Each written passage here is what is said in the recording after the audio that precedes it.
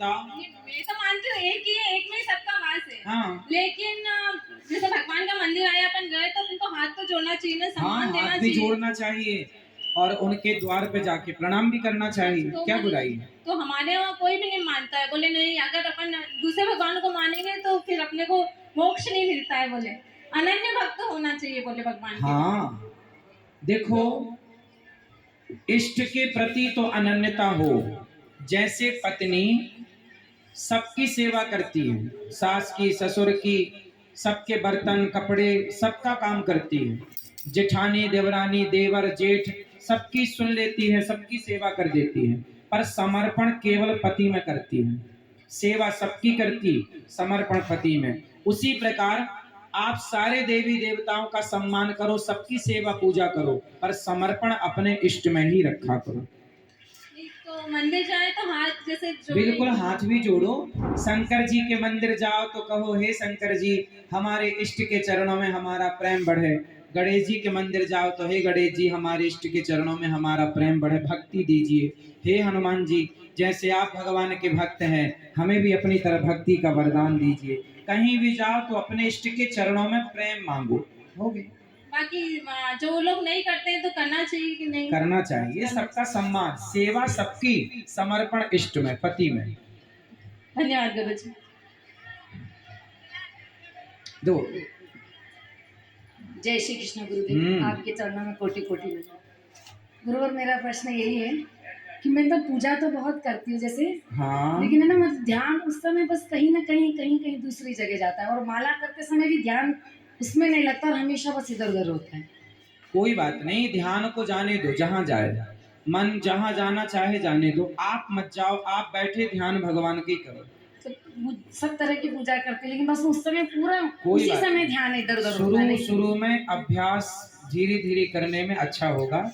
अभी जैसा हो रहा वैसे चलने दो, और धीरे आंसू धीरे। आते हैं पूजा करते समय, आंसू आ आंसू जाते आना हैं। अच्छी बात है, खुश जय रहिए। गुरु, जय गुरु। अभी आएगा माइक, चिंता मत करो।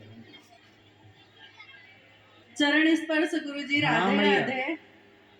अभी हम लोग थोड़े दिन पहले वृंदावन गए थे, हाँ तो वहाँ पे निधि वन के बारे में हमें कुछ मतलब जानना था। तो लोगों से हमने पूछा, वो बता रहे थे कि 6 बजे बाद यहाँ पे कोई जा नहीं सकता है। सही है। और मतलब बंदर जो थे वो भी रात में, पशु पक्षी भी वहाँ पे नहीं रह सकते हाँ हैं। सही है। तो आप इसके बारे में थोड़ा सा विस्तृत में बताइए मुझे क्या बताना है? कि ये बात सही है या बिल्कुल कुछ। 100% सही है। तो गुरुजी ऐसा क्यों होता है? वहाँ मुझे बस भगवान यही आते हैं ना, जानना है। भगवान आज भी वहाँ रास लीला करते हैं, आज भी भगवान वहाँ भक्तों के संग रमण करते हैं। तो भगवान जहाँ आते हैं तो सोचिए, पशु पक्षी भी चले गए, मतलब पशु पक्षी कैसे जाएंगे, हमारी आपकी आज्ञा से तो जाएंगे नहीं। तो ये बात सत्य है गुरुजी बिल्कुल कि सत्य है। कोई भी वहाँ पे रात सवेरे रात को वहाँ मंदिर में राधा जी का श्रृंगार रखा जाता है, पान दातून, सवेरे तक वो सब ताला लगा दिया। न्यूज चैनल वालों ने भी इसे कवर किया और उन्होंने अपना ताला लगाया। सवेरे जब खोल के देखा तो दातून चबी हुई मिली थी, पान खाया हुआ मिला था, बिस्तर फैला हुआ मिला था। तो आज भी ठाकुर जी वहाँ आते हैं, राधा रानी के संग, गोपियों के संग वहाँ विराजते हैं। गुरुजी थोड़ा सा विस्तृत में आप इसके बारे में बता दीजिए, क्योंकि इसके बारे में मुझे जानने की बहुत ज्यादा इच्छा है। क्या जानना है बता तो रहे निधि हैं। वन के बारे में, मतलब और थोड़ा सा विस्तृत में कि वहाँ निधि वन पे- से बिहारी जी प्रकट हुए हैं, हरिदास जी महाराज वहाँ विराजते थे और भगवान निधिवन जी से ही बिहारी जी प्रकट हुए हैं। आज भी ठाकुर जी वहाँ रास रचाने आते हैं।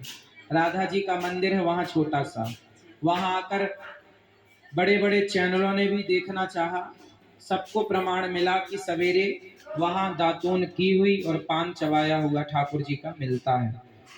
वहाँ की जो छोटे छोटे पेड़ पौधे हैं वो सब रात को गोपियों के रूप में, आजू बाजू जो घर हैं उन्हें, उनके उन लोगों को वहाँ पायल की छम छम की आवाज भी सुनाई पड़ती है।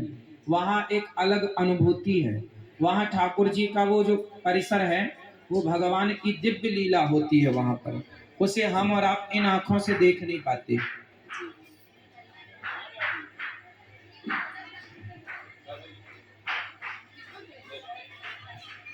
राधे राधे गुरु जी। राधे राधे। गुरु जी, मेरा सेवा का प्रश्न है। बोलो। आपका प्रसंग देखता हूँ टीवी पे, मेरे को खुश है, मतलब माताओं की सेवा, गौ माताओं की सेवा बहुत पसंद है मुझे। इसी प्रकार मैं अपने माता पिता की सेवा रोज नियमित से, मतलब प्रतिदिन नहा धो के कुर्सी बिठा कर परिक्रमा लगाता हूँ, उनका चरण छूता हूँ। अच्छा, आपकी माता पिता हैं? हाँ, माता जी अभी जनवरी में शांत हो गए, पिताजी है। अच्छा, चलो ये बहुत अच्छी बात है कि आप अपने माता पिता की सेवा करते हैं। 3 बार परिक्रमा करते हैं। बहुत बढ़िया। और गुरु जी, मतलब जन्म से अंत समय तक बताते हैं कि 3 आवश्यक 2 चीज़ है। पहला माता पिता का आशीर्वाद, हाँ दूसरा गुरु जी का आशीर्वाद, बिल्कुल तीसरा गौ माता की पूज का आशीर्वाद जिसको मिल गया बिल्कुल, वो भव सागर पार हो जाएगा। इसलिए गौदान करना चाहिए। और कल एक बहन ने बताया था, गौ माताएं हमारा बाजार में घूमती फिरती रहती है, तो मैंने दाना पाना करते हैं तो पड़ोस वाले बोलते हैं ऐसा क्यों करते हैं, तो जो बाजार में फिरते हैं तो उनको मतलब सेवा नहीं हो रही, तो मेरा ये मतलब है कि नहीं कहीं करे तो कम से कम उनकी पूंछ का आशीर्वाद ले लोगे तो भव सागर पार हो जाओगे। ये तो अपना स्वार्थ हो गया कि अपन उनको कुछ ना दें और आशीर्वाद उनसे लें। अरे जब गाय की सेवा आप घर में रख के करोगे तो अपने आप उनका आशीर्वाद मिल जाएगा, उनकी सेवा से भवसागर पार हो जाएंगे। अपने घर भी है ना गौ माता? हाँ, आपके घर में बहुत अच्छी बात है। अब कोई आदमी गाय को घर में ना रखे, गाय की सेवा ना करे, गाय को चारा ना खिलाए और बस पूंछ ही हाँ से आशीर्वाद चाहे तो भव सागर पार कर देगी।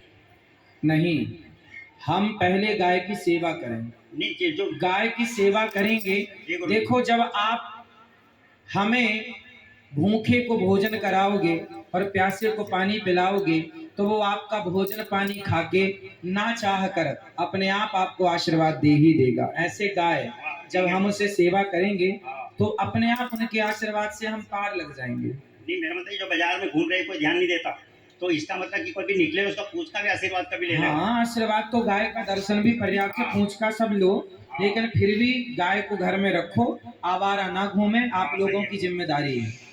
जय श्री जय श्री कृष्ण।